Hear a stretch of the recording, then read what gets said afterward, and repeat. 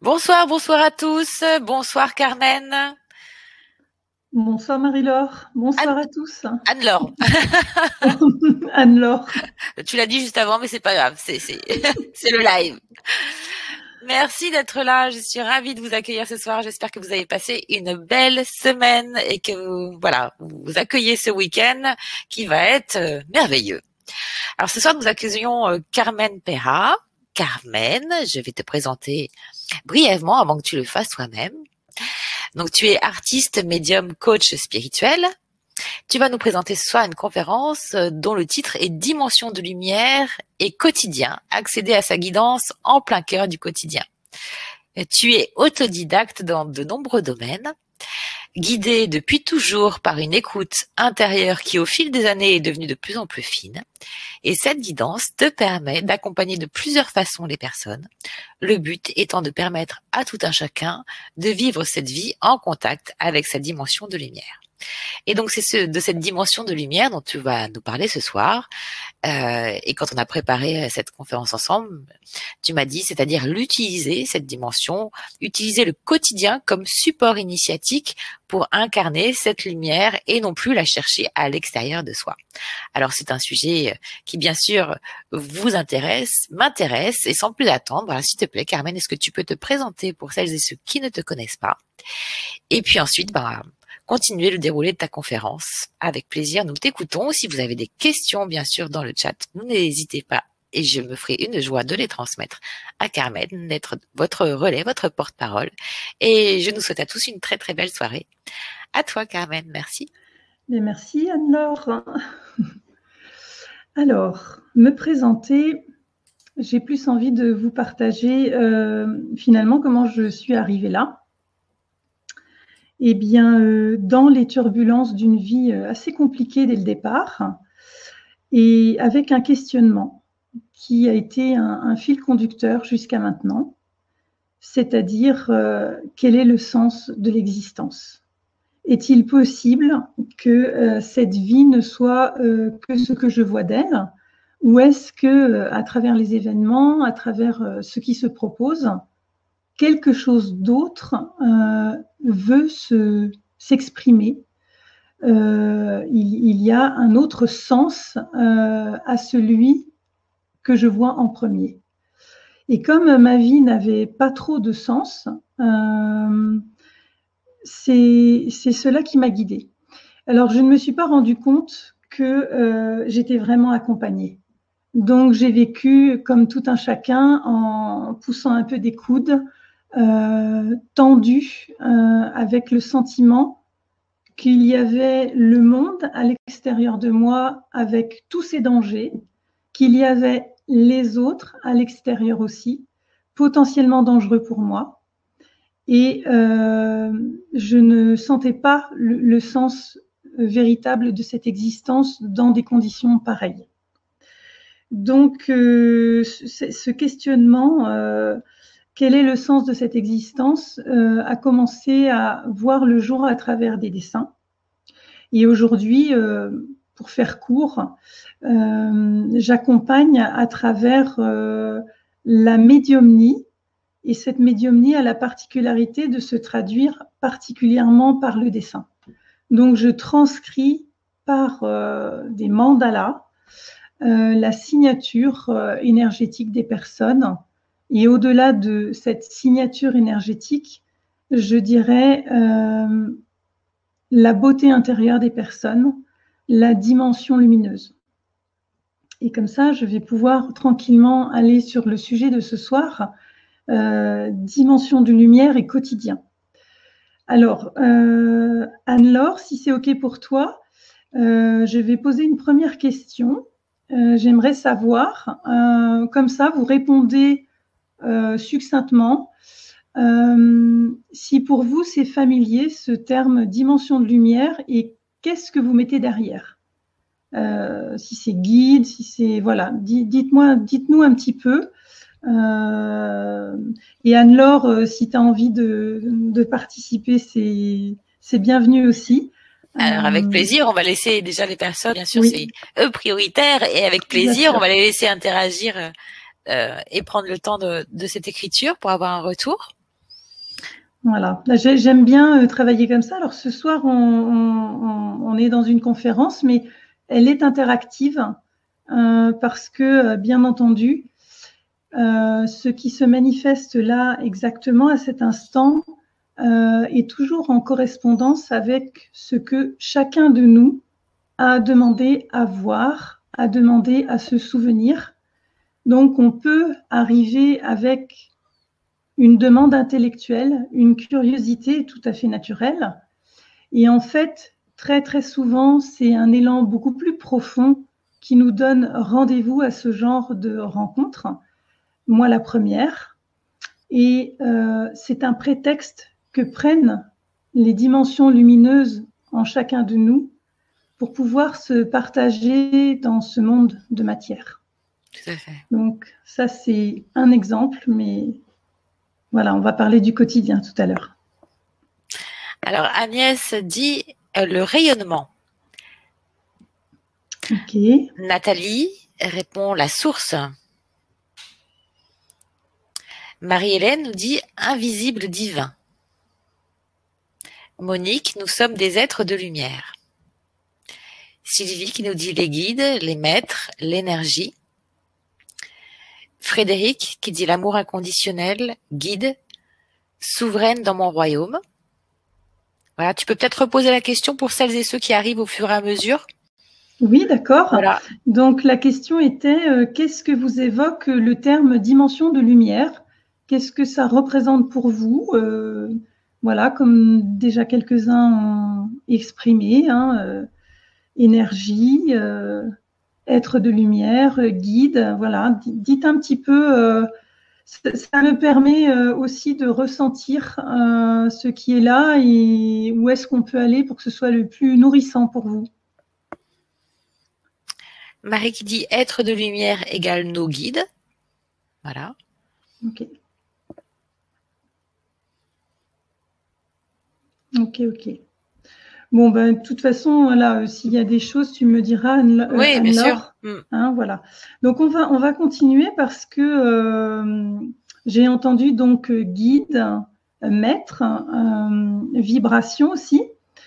Donc,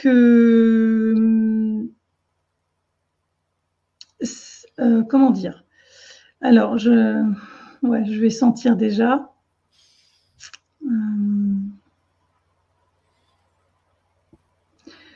Dans le terme guide, maître, vibration, etc., vous allez me dire si ça vous répond pour vous, mais pendant très longtemps, pour moi, j'ai cru que c'était quelque chose qui était en dehors de moi, qui était un idéal pratiquement inaccessible, et que pour être au contact de cela, je devais répondre à des critères très précis, être méritante, être une bonne personne, suivre une sorte de code.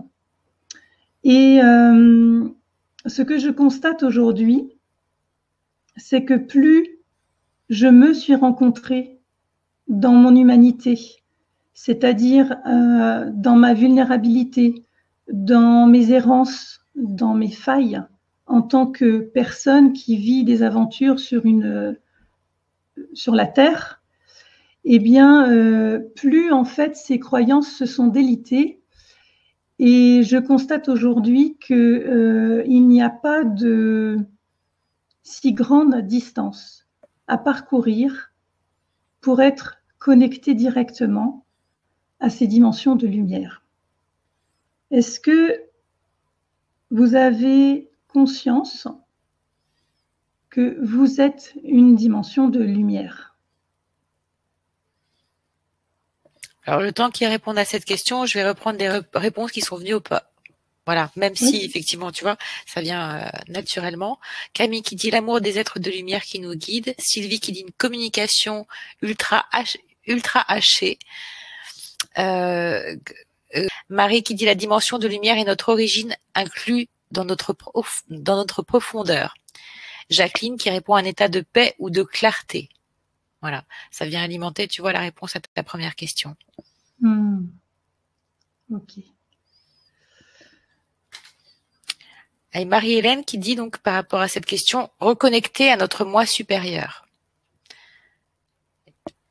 Et Tiffaine qui dit, oui, mais elle est tellement bien enfouie en moi que je ne la trouve pas facilement. Hervé qui dit non, pas du tout. D'accord. Voilà. Voilà. Donc, en fait, le truc est là, enfin, la proposition est là, c'est-à-dire que tout à coup, là, c'est ce qui s'est invité, en fait, à travers l'élan de venir sur l'Académie Nouvelle Vie, c'est de dépoussiérer un petit peu toutes ces croyances, ces définitions qui vont mettre de la distance entre la lumière que nous sommes et le contact avec cette lumière. Alors évidemment, il ne suffit pas de le dire pour que cela soit. Et quoique. Je me présente devant vous, mais ça fait 50 ans, plus de 50 ans que la vie, en fait, s'est chargée d'arrondir les angles, d'épurer, de dépouiller, en fait, ce qui obstruait cette évidence. Donc moi, ce que je vous propose, tout simplement, c'est déjà juste de vous ouvrir à l'idée que vous êtes une dimension de lumière. Et la petite subtilité, c'est que ce n'est pas la personne que vous croyez être qui est de cette essence, mais ce qui a permis que vous puissiez enfiler le manteau de la personne. Souvent, on imagine d'abord que c'est d'abord parce que j'ai un corps qu'éventuellement j'ai une dimension lumineuse. Moi, je vous propose d'inverser la vapeur et d'envisager que parce que nous sommes déjà cette lumière et cet amour, que nous avons la possibilité de vivre cette aventure humaine.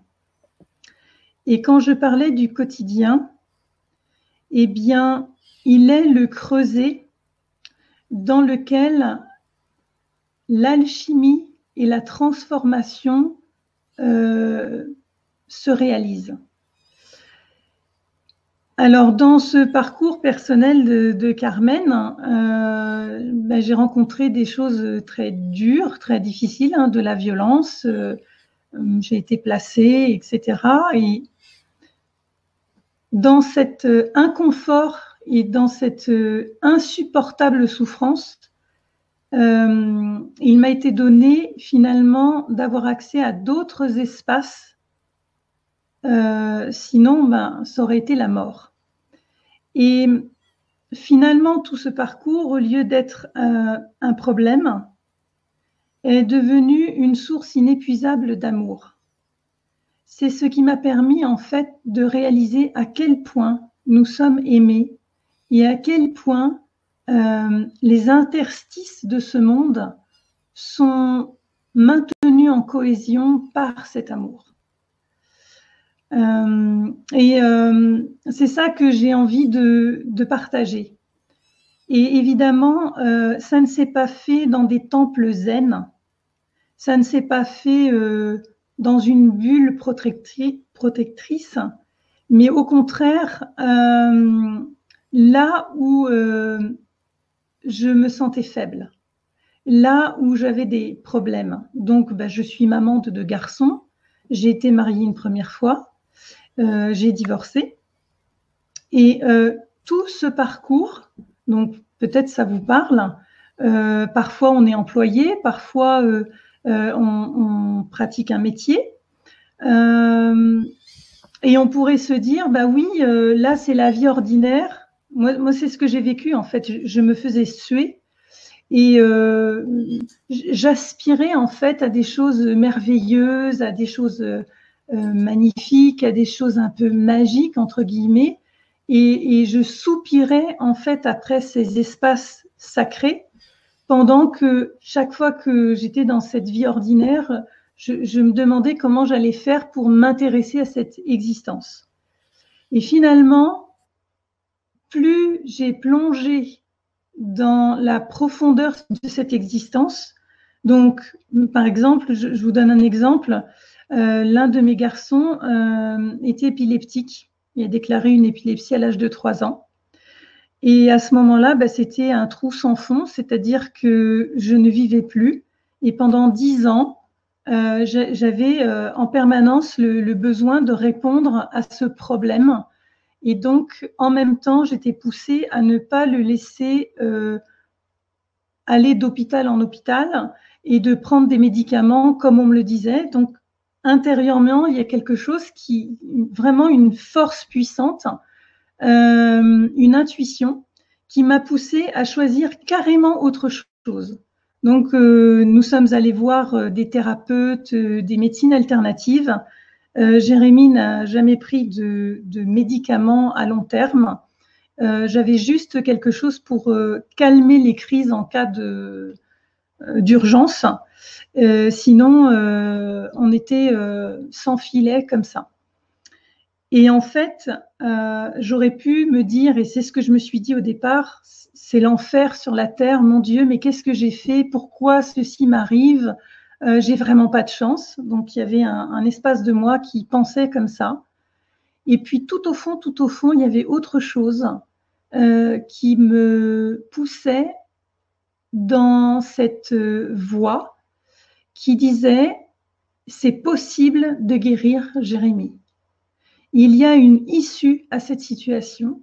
Ce ne sera pas toujours comme ça. Et en fait, aujourd'hui, Jérémy a 26 ans. Il travaille, il conduit sa voiture et il n'a plus du tout d'état épileptique ou de crise épileptique. Et je vous rappelle que ça a duré 10 ans. Et donc, c'est dans ce creuset, je l'appelle initiatique. Il y a vraiment eu une initiation et pour Jérémy et pour moi, mais aussi pour toutes les personnes autour. Donc, je ne dis pas du tout qu'il faut être dans des situations comme ça pour recevoir des informations. Je dis simplement que quand il nous arrive certains événements, je ne sais pas si c'est votre cas, Anne-Laure, tu regarderas les réponses. Est-ce que il vous arrive des événements, il vous arrive des situations et qu'il y a une partie de vous qui se dit mais enfin, pourquoi c'est comme ça? J'ai vraiment pas de chance, la vie est injuste. Dites-moi un petit peu comment vous réagissez par rapport à ça, ou si vous avez déjà un premier élan qui refuse ce qui est et un second qui arrive en arrière pour vous ouvrir un nouvel espace et dire ok, pour le moment c'est désagréable, mais là la vie est en train de m'enseigner quelque chose.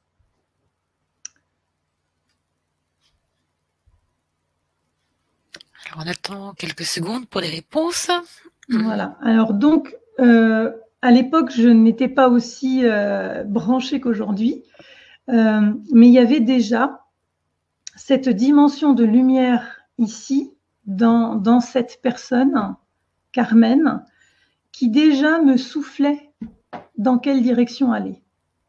Le truc aujourd'hui, c'est qu'on n'a plus besoin d'être dans les urgences. On peut directement, être en contact avec cette guidance au lieu de s'en mettre jusque-là pour être au contact de celle-ci. C'est ça un peu entre guillemets, le nouveau paradigme. Il y a des choses, on a mis du temps en fait, mais aujourd'hui, c'est plus obligé excusez-moi l'expression, mais d'en chier sur la terre. On peut vraiment être dans quelque chose d'aligné, de fluide et présent en fait à nous-mêmes et surtout au contact de cette guidance, donc de cette sagesse intérieure qui n'est pas exceptionnelle et qui n'est pas dévolue à certaines personnes qui auraient plus de chance que d'autres. On est tous câblés pareil. C'est juste ce qui fait la différence, c'est à quel point on ne se l'autorise pas ou à quel point on ferme cette issue parce que c'est pas prêt ou c'est trop ou ça fait peur. Ou inversement, on est prêt et la conférence de ce soir arrive, voilà. Au moment parfait. À souhait. Colette dit, je me dis que je fais une expérience même si je ne me comprends pas. Et bien souvent, effectivement, sur ce chemin, on veut mettre de la rationalité. Or, effectivement, c'est l'esprit qui descend dans la matière. Hein. C'est l'esprit qui s'incarne et bien souvent, c'est pas rationnel du tout. Caroline qui dit, la croix est ouverture sur la vraie lumière divine, à chacun de comprendre, de l'accepter et de la franchir. Jacqueline qui dit, oui, j'ai toujours eu en moi deux parties qui se combattaient et j'ai beaucoup résisté. Frédéric qui répond, premier élan, j'accueille puis dégage le positif et me demande quel est le message qui se dégage de cette épreuve. Mimi qui dit, bonsoir à tous, je crois qu'il n'y a pas de hasard, tout ce qui nous arrive, c'est peut-être pour nous faire grandir ou évoluer. Oui, merci beaucoup pour toutes vos réponses. Alors oui, je vais rebondir sur le « il n'y a pas de hasard ». Alors on est tous d'accord souvent quand ça va tout très bien. Là c'est cool, il n'y a pas de hasard, ting ting ting, il y a des synchronicités. Et puis par contre quand ça commence à partir en quenouille, là il peut y avoir des résistances. Et c'est parfaitement à ce moment-là que c'est le moment justement d'accepter cette idée qu'il n'y a pas de hasard. Alors, l'idée, c'est pas... y a une différence subtile entre l'identité que nous pensons être avec son histoire et la véritable nature, donc la dimension lumineuse que nous sommes. Et souvent, ce qui fait qu'on ne va pas entrer en contact avec la lumière que nous sommes, c'est parce que la croyance à ce que nous pensons être est plus forte. Donc, comme nous sommes des personnes périssables avec des limites, avec des défauts, avec des besoins, avec des peurs, eh bien, tout est très limité. Et évidemment que ce n'est pas cet espace-là qui a demandé à voir. Ce qui demande à voir, c'est toujours la lumière que nous sommes, pour qu'elle se reconnaisse elle-même. Alors, dans les 3 ateliers, j'en parle déjà un peu maintenant, mais on en reparlera tout à l'heure. Ce que je propose justement, c'est de plonger justement à travers ces 2 espaces. C'est quoi être identifié à une personne? C'est quoi l'histoire de cette personne? Quelles sont par exemple les limites, les possibilités? À quoi elle est assujettie, cette personne, et qu'est-ce qu'elle peut faire et qu'est-ce qu'elle ne peut pas faire. Et puis, de voir aussi quelle est cette dimension lumineuse, quelles sont ses possibilités, à quoi elle est assujettie, qu'est-ce qui la contraint ou non. Et quand on parle du mandat des âmes, alors je ne sais pas si ça vous parle, il n'est jamais question de la personne en tant que telle qui aurait décidé intellectuellement d'apprendre des choses. C'est toujours ce qu'il y a de plus profond dans notre dimension lumineuse, c'est toujours cet espace-là qui impulse ce mandat de l'âme et non pas l'inverse. C'est pas une décision intellectuelle qui dit bon maintenant je veux savoir des choses.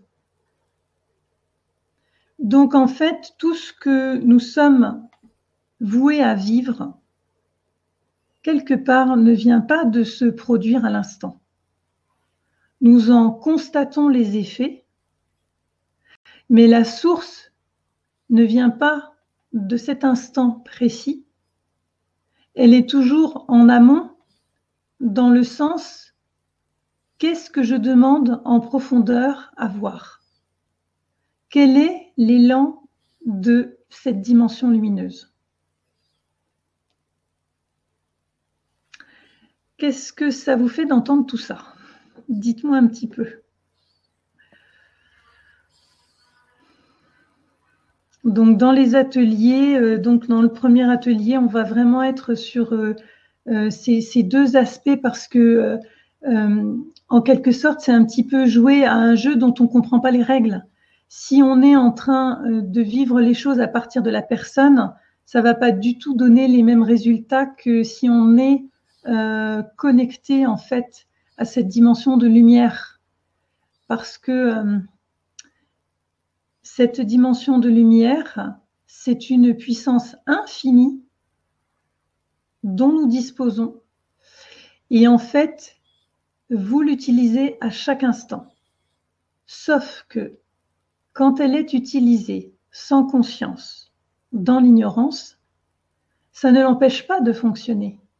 Par contre, elle va aller là où vous donnez de l'importance aux choses. De l'énergie. Tu disais tout à l'heure justement, n'oubliez pas que vous êtes aimé, mais en fin de compte, on est là aussi pour reconnaître que on est amour. Mais ça passe par effectivement reconnaître que l'on est aimé, se reconnaître comme enfant de la source, enfant universel.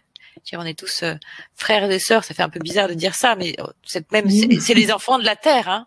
Après, il y a des terminologies qui font un peu New Age, mais en soi, c'est ça, c'est aller se reconnaître en tant que notre propre père, notre propre mère, mais cette connexion à la source, au Père, au ciel, au quantique, au champ quantique, à Dieu, etc. Et cet ancrage justement, et c'est particulièrement aussi challengeant quand on fait cet éveil spirituel, parce que on parle beaucoup, ah oui, j'ai besoin d'ancrage, mais c'est justement faire descendre cette conscience dont tu parles, qui a toujours été là, mais qui est en nous, mais la faire descendre dans les corps, quoi. Et Camille qui dit, justement, c'est nous qui avons choisi nos leçons avant de venir sur Terre. Nathalie qui dit, je sais que c'est une épreuve, mais n'arrive pas à savoir ce que cela veut dire. Voilà.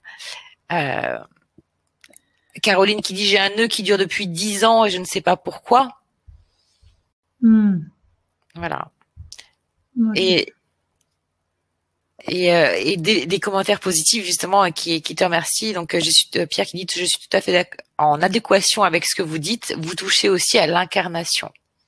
Oui.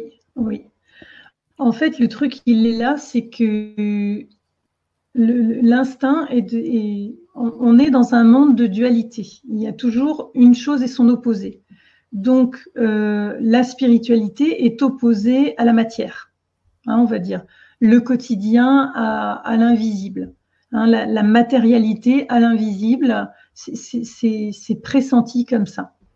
Et en réalité, ce que je propose là, c'est le mouvement de toute façon irrépressible, une vague qui nous emporte actuellement, cette invitation de ne plus vivre séparés, mais d'utiliser l'une au service de l'autre. Alors, vous avez entendu parler de l'ego, donc cette identité, être identifié à quelque chose. Lui, tant qu'il est aux commandes, il y a cette division en nous-mêmes. Et évidemment, il y a besoin de cette incarnation. C'est pas parce que nous avons un corps que c'est effectif. En fait, l'aventure continue et l'incarnation a besoin de se vivre de plus en plus intensément. Ce qui me vient là, qui me traverse, c'est l'image évanescente, éthérée de ce qui serait spirituel. C'est un idéal comme ça, tout.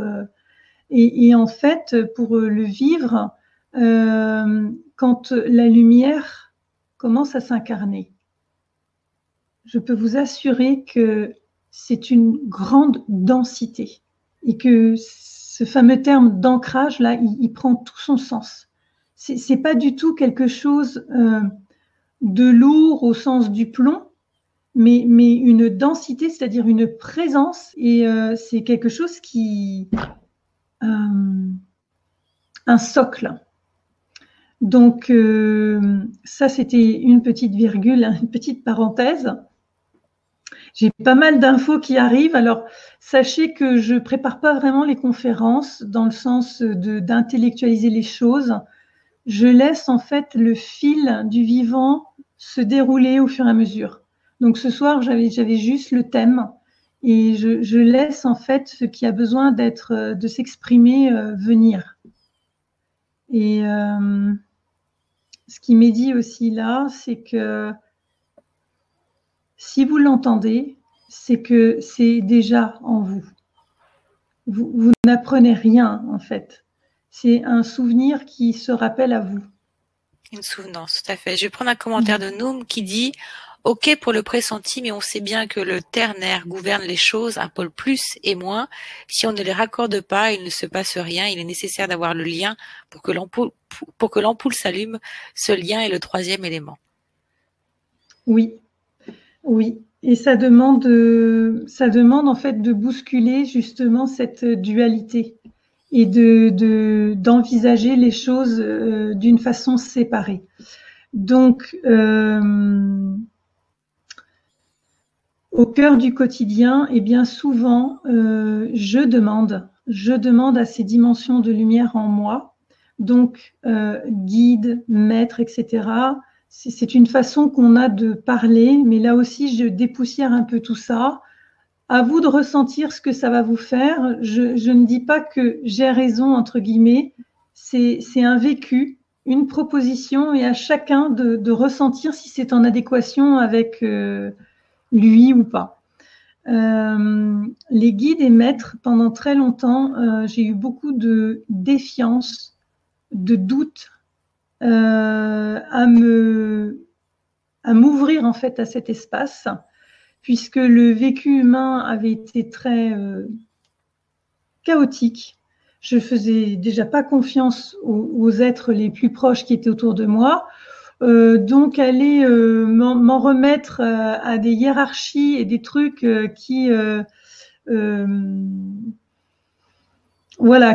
semblaient très éloignés, très inaccessibles, c'était encore moins facile. Et finalement, j'ai demandé en fait à être éclairée par rapport à ça. Donc quand je dis j'ai demandé, c'est que je suis en contact en fait avec cette guidance. Donc je ne les appelle pas des guides, je ne les appelle pas des maîtres. Ce qui m'a été révélé, tout simplement, c'est que ces dimensions-là sont des dimensions de nous-mêmes. Donc dans notre espace de lumière, c'est un petit peu comme si on avait quitté des étages. Donc ces étages sont déjà des dimensions accomplies de nous-mêmes, qui connaissent déjà tout. Alors évidemment, on a tendance à les personnaliser, mais voyez-les vraiment comme des dimensions de lumière qui vous appartiennent, tout simplement. Et en fait, simplement, vous êtes au contact de celles-ci. Donc on en a fait des anges, on en a fait des êtres saints, des maîtres, etc. D'un point de vue duel et au niveau terrestre de l'incarnation, eh bien, on peut le vivre comme ça et c'est OK. Mais on peut aussi prendre des raccourcis en admettant simplement qu'il y a cette hiérarchisation en nous-mêmes de vibrations plus ou moins élevées, plus ou moins sombres aussi. Et tout simplement, on se dispose en fait à entrer en contact avec ces espaces. Donc ça aussi, on va le voir dans les ateliers. Donc, bon, je parle un peu en pointillé. Pour autant, effectivement, ça se fait étape par étape, c'est-à-dire que ce processus d'évolution, effectivement, plus tu vas alléger ton champ de basse vibration, la peur, la colère, toutes les émotions, on va dire, négatives, plus effectivement tu vas monter en fréquence, plus tu vas effectivement contacter, soit être initié à des plans de plus en plus subtils qui sont là pour t'amener à ton maître intérieur. Oui. Et en fin de compte, pour reprendre le cœur de ton sujet, pour ramener à la matière justement ces dimensions de lumière, j'aime bien Pierre qui parle d'immaturité affective, parce qu'en fin de compte, ça se résume à ça finalement. On est comme des enfants mal élevés, et c'est une forme de rééducation, parce que ça soit dans dans la vie professionnelle, sentimentale, amicale, la sphère sociale, etc. On peut voir que ces jeux de l'ego, ils se jouent un peu comme dans une cour de récréation. Il m'a fait ci, il m'a fait ça, etc. Mais dès l'instant où tu poses ces corps de lumière qui sont tout simplement des vertus, l'écoute, la sagesse, la compassion. Alors, c'est des mots qui sont complètement banalisés, mais quand on les prend dans leur essence et quand surtout on essaye de les incarner, je crois que ce que dit Pierre, ce travail sérieux que l'on doit tous faire sur notre maturité affective, de s'autoriser à devenir adulte et de maîtriser simplement nos émotions. Et là, effectivement, si tout un chacun fait ce travail, qui est de plus en plus rapide, effectivement, parce on se porte les uns les autres, alors que ceux qui ont vécu leur éveil il y a 15 ans, 10 ans, etc., ou 30 ans, bah, c'était beaucoup plus laborieux. On avait du mal c'était challengeant aussi de s'autoriser à dire qu'on vivait ce processus-là. Oui.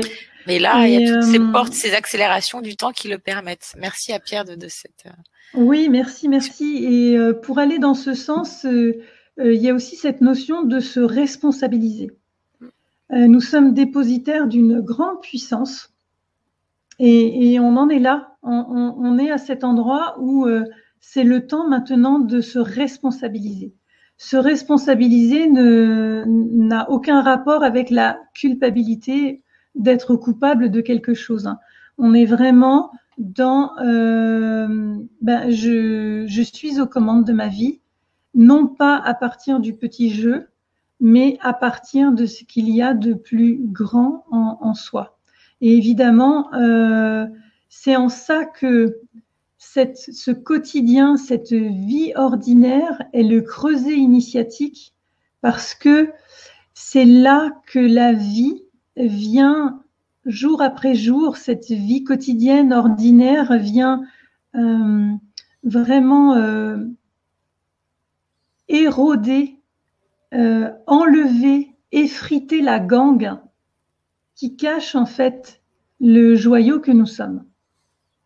Alors, ça se fait selon chacun, selon son chemin, selon la plus ou moins grande épaisseur de cette gangue. Et tout cela est orchestré par quelque chose de beaucoup plus vaste que nous. Et cette orchestration, je vous ai parlé tout à l'heure de cet amour qui est dans chaque interstice de la matière. Ce qui m'évoque cela, c'est tout simplement que là, à cet instant, nous sommes tous ensemble.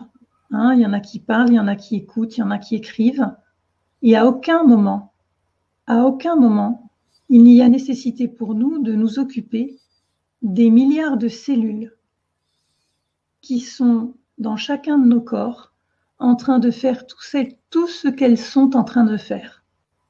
Tous les échanges, quand on sait que les cellules de la paroi extérieure d'un vaisseau savent exactement ce qu'elles ont à faire, pendant que celles qui sont dans les vaisseaux sanguins font autre chose. Tout ça, c'est des milliards d'actions sans qu'on ait besoin de lever le petit doigt. Et pour moi, ça, c'est un exemple parfait de l'amour en action. On l'explique physiologiquement, voilà, il y a des échanges, il y a ceci, cela, on explique la chimie, mais on ne peut pas vraiment déterminer ce qui permet que cela crée du mouvement et de la vie. Donc, moi, je fais un raccourci, je ne suis pas scientifique, je suis juste dans la gratitude de reconnaître que ça, c'est l'amour en action. De la même façon que la planète sur laquelle nous sommes, elle s'inscrit dans un système solaire, dans une vastitude incroyable dans laquelle on pourrait être écrabouillé. Il ne faudrait pas grand-chose, il suffirait que l'axe de la Terre bouge, qu'une météorite arrive. Je veux dire, on est dans un miracle permanent. Ne serait-ce que la circulation des voitures. Tous les jours, il y a à une fraction de seconde à peine, et la vie s'arrête. Et quelque part, notre dimension humaine, elle oublie de regarder à travers ce filtre-là, à travers cet espace divin. Donc, quand je parle de cet amour, je ne parle pas de l'amour humain qui veut des choses par peur de perdre ou pour obtenir, ou etc., etc. Je parle vraiment de cette intelligence de la vie qui nous dépasse, dans lequel on est entouré et qui orchestre tout à la perfection. Voilà, voilà. Alors donc, dimension de lumière et quotidien, eh bien, c'est aussi revisiter cette fameuse posture de l'humain. Est-ce que je reste la victime d'un monde dangereux ou est-ce que j'en suis le co-créateur inconscient et que je choisis de m'ouvrir à cette possibilité et de reprendre les commandes. Moi, ce qui me vient là aussi, c'est que l'ego est un bon serviteur, mais un mauvais maître. Que ceux qui ont des oreilles entendent. Voilà, donc l'idée, c'est avec cette guidance au quotidien, eh bien, c'est cesser en fait de faire seul, de faire avec le mental, avec la raison, avec le pour, le contre. Moi, je vous le dis, hein, je l'ai fait des centaines de fois, à pas savoir me décider, à me stresser. Et donc, eh bien, puisque qu'est-ce que je pourrais vous donner comme exemple?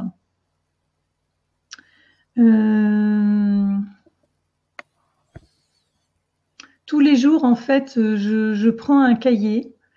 Alors, ça, on va le voir dans les ateliers. Le deuxième et le troisième, c'est vraiment un travail pratique où je vais vous demander de faire des exercices où on va en faire ensemble à travers des process qu'on fera en direct et directement avec la situation dans laquelle vous êtes. Parce que c'est ce que je fais au quotidien. Et il n'y a aucun sujet qui ne soit pas abordable. C'est-à-dire qu'on peut tout simplement se sentir le matin avec un gros poids sur la poitrine. Eh bien, on peut demander à sa guidance quelle est la nature de ce poids sur la poitrine. Il y a vraiment des réponses et voilà, c'est ce que je vous propose dans ces ateliers. Alors, est-ce qu'il y a des questions, Anne-Laure? Non, il y a des interactions. Noam qui dit l'innocence de l'enfant, on dit bien innocent les mains pleines, aux innocents les mains pleines. Voilà. Oui. C'est vrai que c'est ce qu'on disait tout à l'heure, c'est revenir dans cet espace de résilience à un abandon à soi-même. C'est une renaissance, c'est la bascule de l'âme, la bascule des âges, mais la bascule de l'âme, retourner à l'esprit et revenir dans cette humilité, dans cette spontanéité et cette joie de l'enfant. Caroline qui dit, j'aime beaucoup cette expression parce que c'est accepter aussi d'être touché par la grâce. Et Caroline qui dit, en fait, tout est grâce. Et c'est en ça où, en fin de compte, parfois on refuse d'être touché par la grâce, puis à un moment donné, en fait, comme un enfant, on accepte d'être touché par le divin, comme si le père ou la mère posait cette main d'amour qu'on a attendue. Et souvent, effectivement, on a vécu des scénarios qui nous ont amenés à ressentir en fait un manque d'amour, mais c'est parce que l'autre, l'éducateur, le contexte a fait qu'on a choisi ces scénarios-là, et ça avait été aussi dit dans le chat, et merci pour vos interactions. C'est ce que l'âme a choisi aussi d'expérimenter pour sa propre évolution. Et donc, il y en a pour lesquels ça va être un parcours très douloureux, très difficile. Et plus on va effectivement, je pense, progresser, plus en fin de compte, et les jeunes générations aussi, ils ont un karma beaucoup moins lourd. Et tant mieux, parce que ce qu'on fait pour nous aussi, on le fait pour les autres. On sort de ce rôle de sauveur, mais finalement, on libère, on se déchaîne tous les uns les autres. C'est ça, c'est ça. En fait, en chacun se vit la multitude. Et nous sommes en chacun. Donc, parfois, on peut être complexé en se disant je suis tout le temps en train de m'occuper de moi. Mais en fait, c'est par là que ça commence. En sachant, j'ai toujours un bon exemple qui m'a frappée. Si vous avez déjà pris l'avion, en fait, au moment des protocoles de sécurité, on vous explique que quand les masques tombent, voilà, ils vont tomber, tout ça. On met d'abord le masque sur son visage et ensuite on s'occupe de nos enfants, si nous accompagnons des enfants. Parce que si au moment où il y a la catastrophe, on n'a plus d'oxygène nous-mêmes, on ne sera pas en capacité en fait de s'occuper de l'enfant. C'est exactement la même chose à ce niveau-là. C'est-à-dire comment peut-on donner de l'amour, comment peut-on partager l'amour que nous sommes si nous n'en avons pas en magasin. Merci. Et merci de cet exemple, parce que je trouve que cet exemple est particulièrement d'actualité par rapport aux parents aux parents d'enfants en bas âge, au collège, au lycée, aux jeunes adultes dans une orientation professionnelle hyper challengeante et dont les enfants, et surtout les enfants hypersensibles en tout cas, même tous les jeunes, eh bien, tant qu'on n'a pas fait à mon sens, ce processus de transformation, eh bien, on ne peut pas réellement aider son enfant. Oui, oui. Et à la fois, les enfants sont des maîtres et ils nous guident aussi à faire ce chemin. Oui, oui, oui. L'exemple le plus impactant pour moi, c'est ce que j'ai vécu avec Jérémy. En fait, avec Jérémy, à un moment donné, j'ai dû aller voir en moi quel était le problème.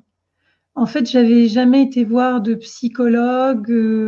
J'ai été placée à la DAS et j'ai toujours survécu, on va dire. J'avais vraiment la crainte de me confier, donc les docteurs, tout ça, je voulais pas. Pourtant, c'était accessible, hein, il y avait des services, etc. Et quand Jérémy a eu ses problèmes, il y a en moi quelque chose, j'ai ressenti qu'il me posait une question à laquelle je ne répondais pas. Je ne peux pas vous expliquer exactement, mais il y avait juste cette intuition. Et comme je n'y répondais pas, un jour, nous sommes allés voir un thérapeute et à la sortie du cabinet de ce thérapeute, il y a une parole qui est montée à l'intérieur de moi et qui a dit « Quand les enfants sont malades, soignons les parents ». Et c'est quelque chose qui m'a impacté très fort et je suis rentrée chez moi, j'étais en vrac. Et étrangement, Jérémy commençait à aller mieux et moi, c'était le contraire. Et j'ai dû aller voir, reconnaître. D'abord, j'ai demandé de l'aide à ce thérapeute parce que j'ai compris que j'étais au bout de ce que je pouvais faire seule. Et ensuite, c'est en train de m'échapper. Oui, j'ai dû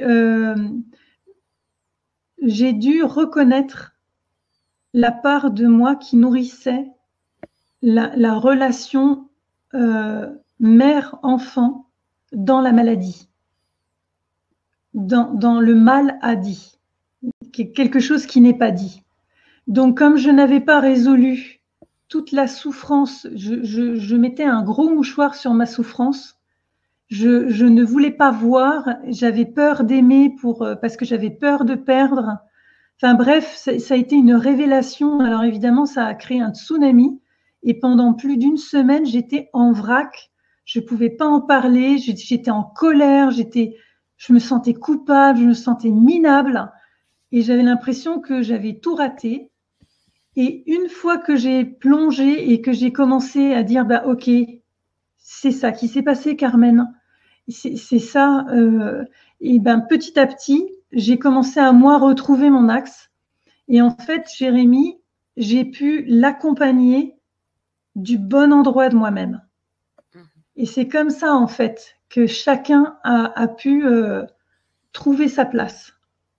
Eh oui, parce qu'en plus, ça se rejoue à date anniversaire. Hein. Oui. Oui.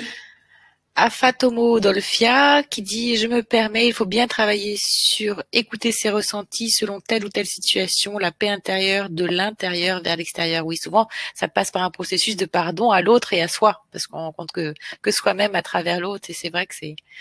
Mimi qui dit « Je crois que nous avons conscience du pouvoir qui est en nous, ou peut-être n'osons nous pas faire les choses certainement par peur. » Ouais. Ah, c'est pas peut-être, hein, c'est carrément ça, en fait. Nous avons peur de la lumière que nous sommes. Oui, nous avons plus peur de vivre que de mourir.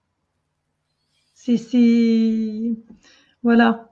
Alors, ce que je proposerais bien là, ce qui m'est venu, c'est de faire quelques minutes, si tu es OK, Anne-Laure. Oui. Pour parler de ton atelier, peut-être.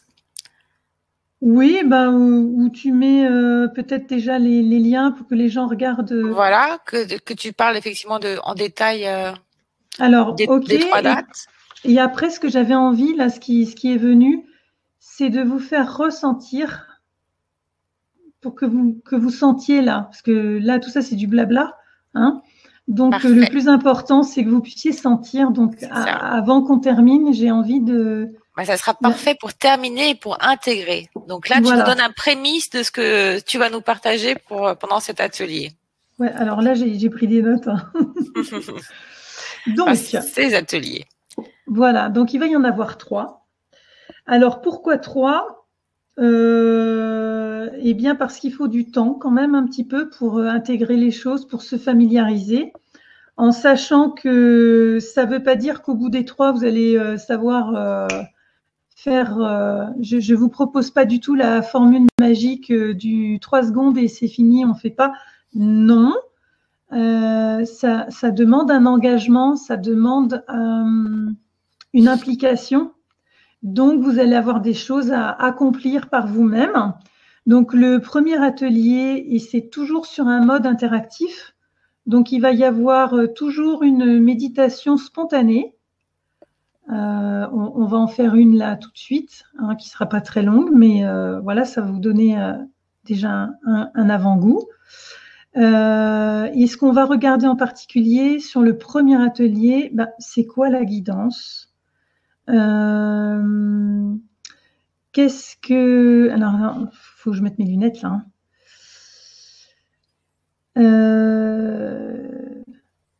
Voilà, qu'est-ce qui entrave le contact ? Donc, on va regarder ça en particulier.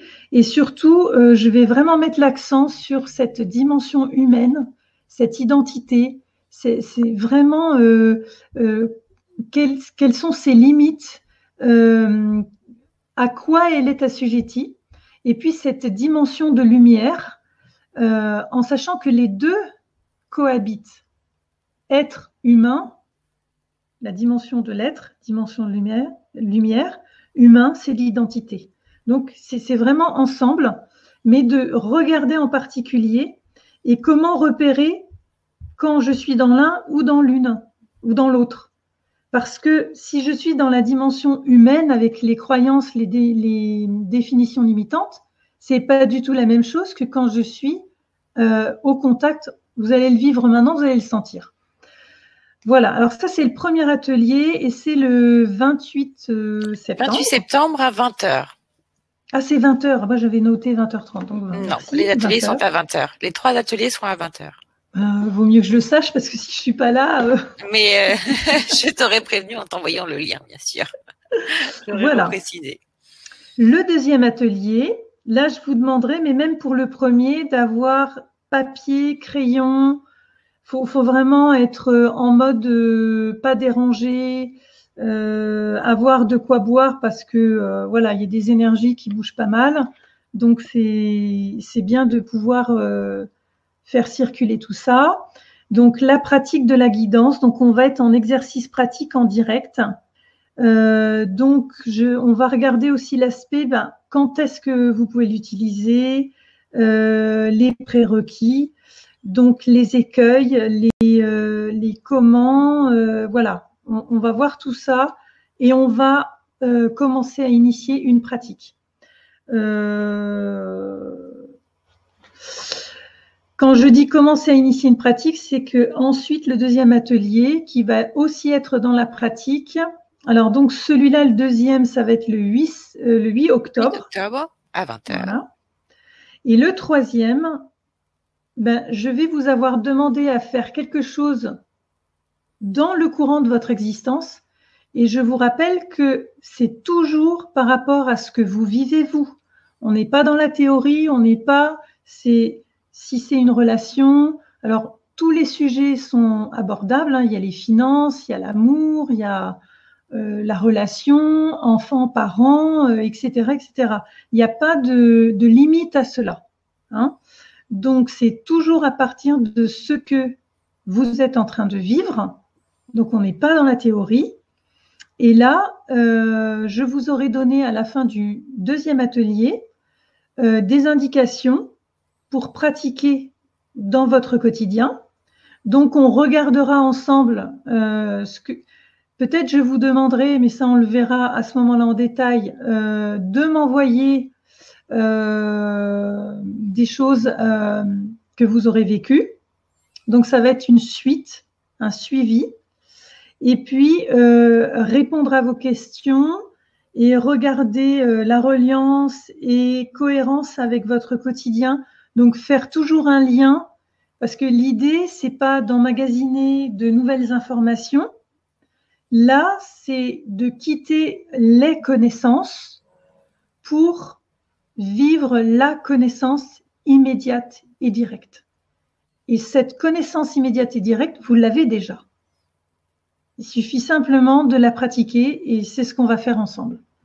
Voilà, et cet atelier-là, c'est le 12 octobre. Exactement. Donc, pour Voilà. résumer, ces 3 ateliers, c'est le 28 septembre, 8 octobre et 12 octobre à 20 h. Mais sachant que de toute façon, pour celles et ceux qui regarderont en replay d'ici quelques jours, quelques semaines, ou qui ne pourront assister ou qui ne pourraient assister au direct, vous avez de toute façon, que vous choisissiez la version streaming téléchargeable ou pas, vous avez toutes les ateliers dans votre espace affilié. Et vous pouvez souscrire à tout moment grâce à la plateforme, en fait, à ces ateliers, donc et rejoindre l'égrégore dont vous faites déjà partie, même si vous regardez effectivement bien plus tard cet enseignement et que vous souhaitez suivre les ateliers de Carmen. Voilà, donc pour vous inscrire, c'est très simple. Je vous ai mis l'offre, donc vous n'avez plus qu'à cliquer dès maintenant sur le bouton rose « Je profite de l'offre » qui est dans le chat, et il y a un nouvel onglet avec la nouvelle fenêtre qui s'ouvre sur la page où vous avez tous les détails de l'offre de Carmen qu'elle vient de vous exposer. Et donc pour les personnes qui regardent en replay, que vous aurez d'ici 24 à 48 heures, l'offre est dans le descriptif en dessous de la vidéo. Pour les personnes qui regardent sur la chaîne YouTube de l'Académie Nouvelle Vie, l'offre est visible en cliquant sur le lien dans le descriptif sous la vidéo. Voilà. Et donc, il y a deux possibilités, soit en version streaming sans téléchargement, disponible comme je le disais dans l'espace client, votre espace client de l'Académie, ou bien en version streaming et téléchargeable, donc 97 ou 137 €, et possibilité de payer en une fois ou en 4 fois. Voilà pour les détails techniques. Est-ce que maintenant c'est le moment de passer à ce que tu allais nous proposer? Oui. Alors, tout simplement. Pour goûter les ateliers. Oui. La prémisse. Voilà. Donc là, je vais passer en mode de tutoiement, c'est normal. Et je te demande tout simplement de fermer les yeux ou de les garder ouverts, c'est comme tu le souhaites, mais fermer les yeux, ça permet de s'intérioriser plus facilement. Et juste, tu prends conscience de la respiration qui te traverse, de son rythme, sans effort, sans volonté, de regarder qu'il y a peut-être des pensées qui sont là, sans leur donner plus d'importance que cela. Il n'y a pas d'objectif à atteindre, juste être présent à toi-même.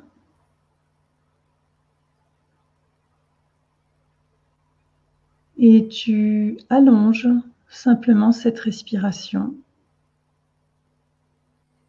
sans forcer. Et peu à peu,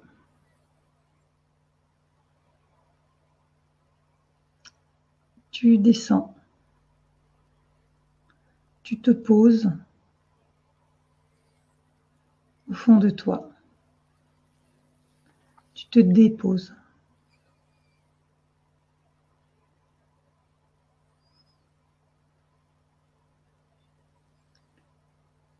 Il n'y a rien à faire, rien à contrôler, si ce n'est laisser ce mouvement de la respiration te traverser.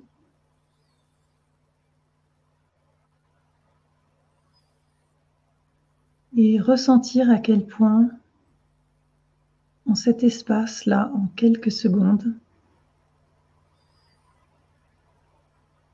il y a le calme, peut-être de l'espace, peut-être une densité aussi plus importante, un sentiment d'apaisement, peut-être de vastitude aussi. Et qu'à cet endroit-là, dans cet espace-là, tu ne manques de rien.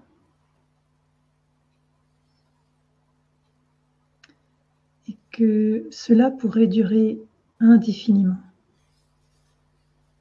sans limite.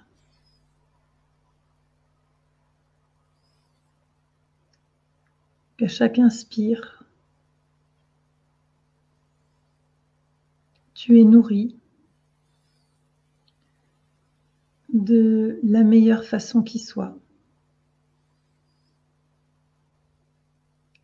Et qu'à chaque expire,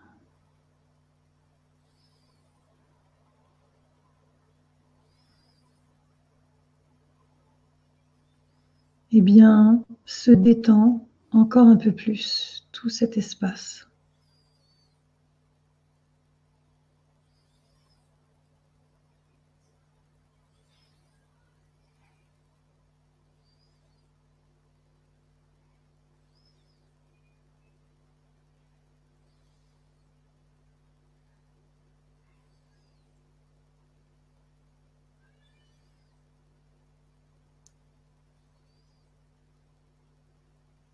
Tu peux t'adresser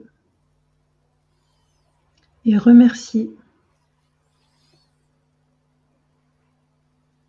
les dimensions de lumière qui t'accompagnent de toute éternité.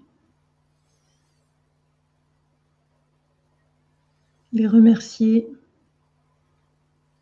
de te guider depuis si longtemps, à chaque instant, inconditionnellement, en tout temps, en toutes circonstances, avec toute personne. Et que cette guidance, si bien souvent elle est recouverte d'un voile d'oubli, n'en est pas moins réelle. Remercie-la de t'éclairer sur le sujet de ton choix.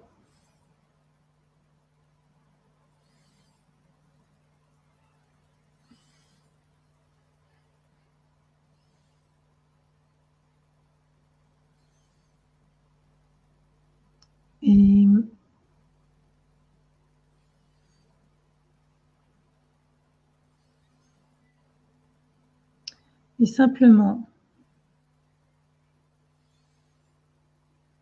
oublie.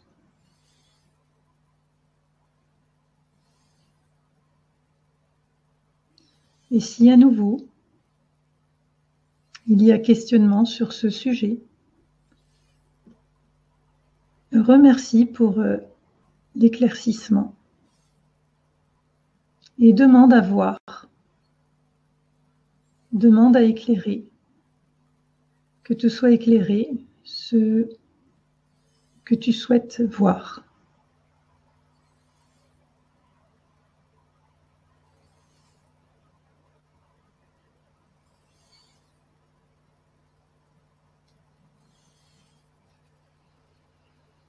Inspire une fois profondément.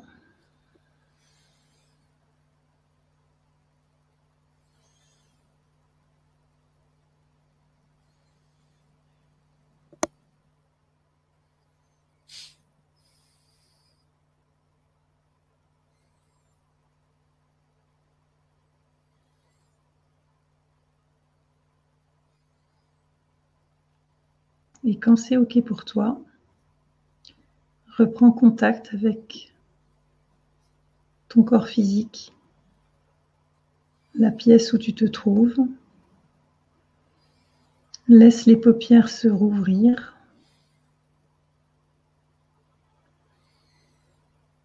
Et reste au contact du ressenti qui est là pour toi.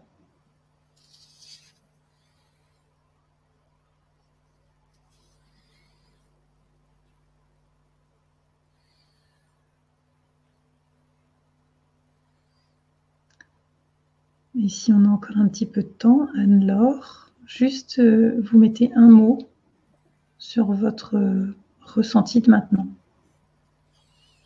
Et ça sera peut-être la conclusion. Sans quitter du regard ce que vous ressentez là maintenant. Sans vous laisser distraire par vos 5 sens.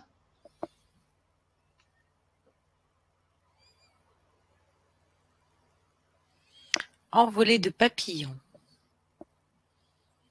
nous dit Frédéric. Gratitude, merci, merci, merci. Que nous dit Afatomo Dolphia, ça doit être polynésien. Maruru Roa. Afatomo. Nathalie qui dit zénitude. Noum, merci. T'es belle comme tout.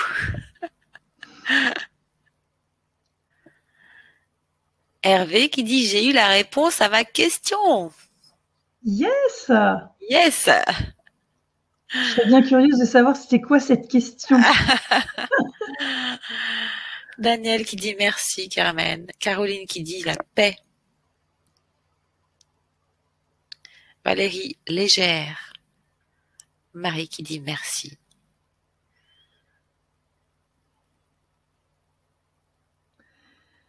Voilà. Ok, alors sachez que ça c'est tout le temps là, tout le temps là, tout le temps là. Donc c'est la bonne nouvelle. C'est que même quand ça rumine, même quand c'est sombre, que ça vous colle aux pieds, que vous avez 15 kilos sur chaque épaule, que la vie elle est vraiment pourrie, c'est quand même là. Donc l'idée c'est de pratiquer pour que cette réalité devienne première. Et si vous la vivez là, c'est qu'elle part aussi de vous. Impulsée ce soir par Carmen, mais c'est vraiment que on est ça par essence, quoi. Sadia qui dit grand calme, Camille qui te remercie, merci Carmen, la paix intérieure. Voilà. Patricia, merci pour ce beau voyage. Écoute, une très belle expérience et un avant-goût de ce que tu vas nous partager pour ces 3 ateliers dont je rappelle les dates. Les mardis 28 septembre, vendredi 8 octobre et mardi 12 octobre, vous avez toutes les informations. Voilà, vous n'avez plus qu'à cliquer sur le lien. Au plaisir de vous retrouver pour cet atelier et, que j'animerai avec toi. Voilà. Voilà. Alors, eh bien, puisse l'amour que vous sentez là, vous l'appelez peut-être pas amour, mais que ce parfum là qui vous traverse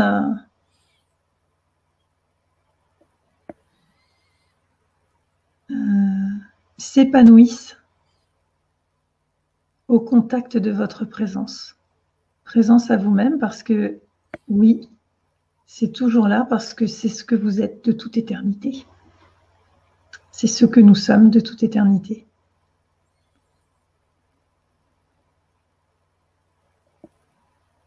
Très belle phrase qui, je pense, conclura de façon grandiose cette conférence. Merci à toi, Carmen. Rendez-vous la semaine prochaine, puis rendez-vous à tous bientôt pour l'atelier de Carmen ou dans une autre conférence. En tout cas, je vous souhaite à tous un excellent week-end, une très belle soirée. Et Anne qui dit merci la vie. Voilà, merci Carmen, merci la vie. À très bientôt, merci Carmen. Belle soirée à tous. Merci. Au revoir. Au revoir.